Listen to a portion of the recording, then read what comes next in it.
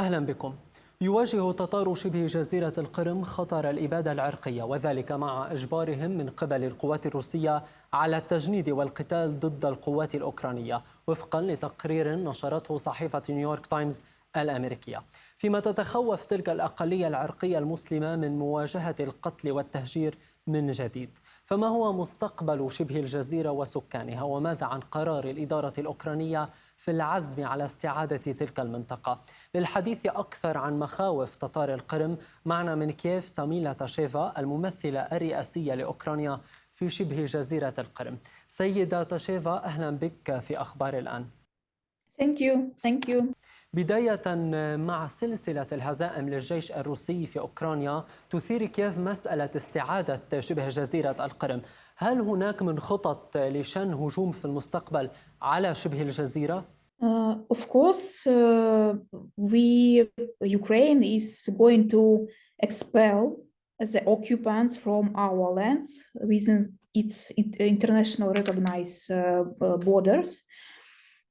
I'm not in a position to talk about future plans on battlefield, of course, but very important to say that Ukraine don't have any compromises about territorial integrity.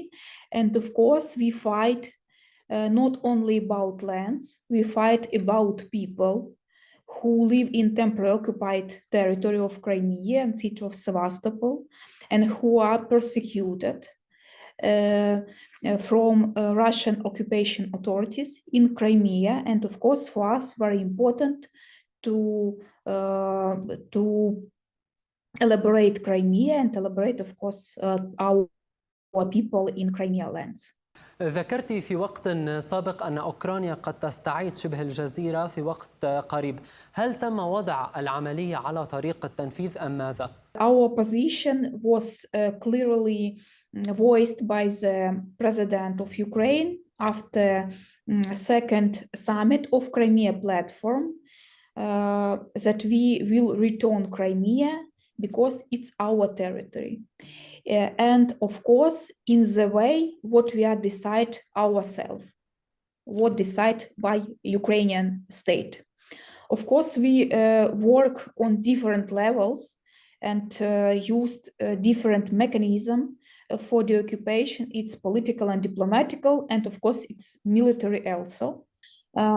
We raised the issue of Crimea on international agenda, especially we use a Crimea platform like a tool for political and diplomatically level.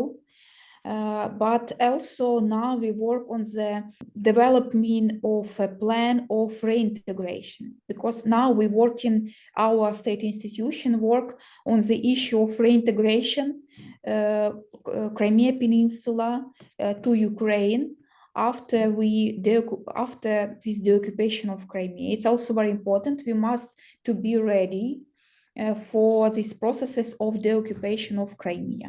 سيدة تاشيفا، روسيا تحذر أوكرانيا بشدة في حال قامت بمثل تلك الخطوة، وتقول إنها ستكون الضربة القاضية على أوكرانيا. هل تخافون من ردة فعل روسية قاسية ربما؟ Actually, we have been working for 8 years on diplomatical way to return Crimea and to stop Russian aggression. And while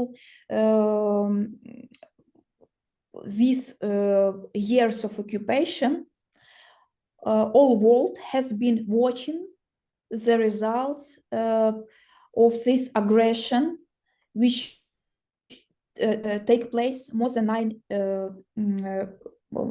8 years ago, when Crimea is occupied by Russians.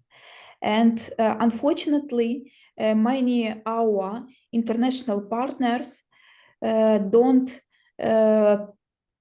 do a lot for protect Ukraine and our Ukrainian people. And now all world watch the result. نائب وزير الدفاع الأوكراني فلاديمير هافريلوف توقع أيضا أن تكون القوات الأوكرانية في شبه الجزيرة في وقت قريب. هل لدى أوكرانيا القدرة العسكرية برأيك؟ Yes, of course. We have a courage and we have a world support. Maybe we don't have enough military and arming our military for this moment, of course, maybe, but we have a courage for do it. وهنا السؤال الأهم، أن تتار القرم عاشوا مأساة كبيرة في الماضي وليس فقط منذ العام 2014. هل سيكون التتار على موعد جديد من القتل والتهجير؟ ومن برأيك سيدفع الثمن الأكبر هنا؟ The biggest price it's on Ukraine, and it's and we must to say it because Crimea is occupied 8.5 years ago in spring 2014, and Crimean Tatars are persecuted by Russia during these 8 years, during years of occupation. They killed our people, Crimean Tatars and Ukrainians. They persecute representative bodies of Crimean Tatar people, for example, Majlis of Crimean Tatar people.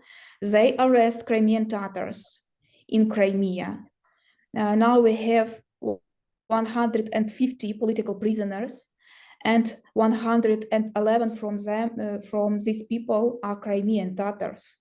They are in a prison only because they're Crimean Tatars or they represent Muslim community in Crimea, because all religion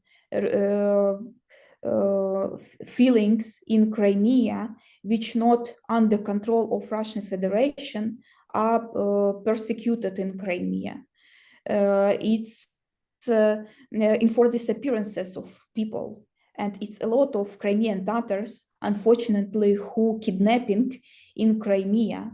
And very important to say that Crimean Tatars suffer not because of Ukraine, but because of Russia.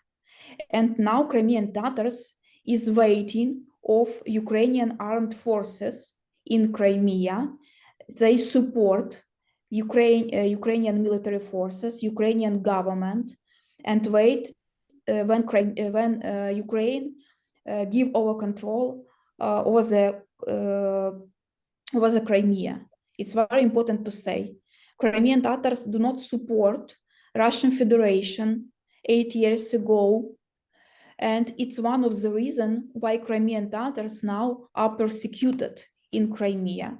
سيدة تشيفا، يبدو أن روسيا تستعد لتعبئة سرية في شبه جزيرة القرم وفق ما ذكر الجيش الأوكراني. ما هي المعلومات لديكم في هذا الإطار، وهل يلبي تتار القرم تلك الدعوة الروسية بالتعبئة؟ Most Crimean Tatars avoid mobilization, and now thousands of people are fleeing Crimea via Russia and then to third countries, to Kazakhstan, to Uzbekistan, to Georgia, to Turkey, to European countries, or to Ukraine. It's really thousands of people. For example, Rifat Chubarov, head of the Majlis of Crimean Tatar people, he say that according to their information, it's near 20,000 of people who avoid this mobilization and flee in Crimea. And of course, it's also not very good for Ukraine, of course, but because Crimean Tatars, it's most pro-Ukrainian power in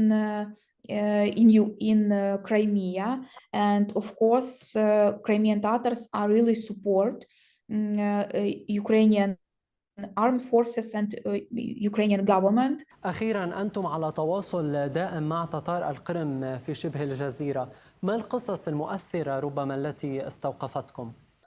Of course, we have a lot of communication with Crimean Tatars and Ukrainians and families of political prisoners, lawyers, with journalists, civil journalists. It's a lot of people. And of course, we have a communication and connection with our people. And for us, for state institutions, it's very important to have this communication with the people who work and live on the ground in the Crimea. Of course, I have a lot of different stories about how people is struggling in Crimea, and about some stories of people who persecuted in Crimea. Of course, in Crimea we have now a lot of anti-war protests, pro-Ukrainian protests, and according to our information from court hearings, it's near 200 cases of these politically motivated persecutions against Crimean activists, against anti-war activists. And some of them, for example, it's Bogdan Azizov. It's really one of the famous case of persecution of our Ukrainian young artist in Crimea. And he arrested now and sentenced and may be sentenced to 12 or even more years of in prison. Or for example, Nariman Jilal, he's the first deputy head of the Majlis of Crimean Tatar people who are persecuted now, and he is arrested just after Crimean Platform inaugural summit last year, and now he's sentenced to 17 years in prison. Only because he are Crimean Tatar, he Ukrainian citizens, because he say that Crimea is Ukraine, and he's participate in international summit of Crimea platform. It's a lot of different cases of Crimean Tatars or Ukrainians, but very important to say that if you are not loyal for Russian occupation authorities, if you are Ukrainian citizen, if you are Crimean Tatars or ethnical Ukrainian, you persecuted in Crimea by Russian occupation authorities. الممثلة الرئاسية لأوكرانيا في شبه جزيرة القرم، كنت معنا من كييف، شكرا لك.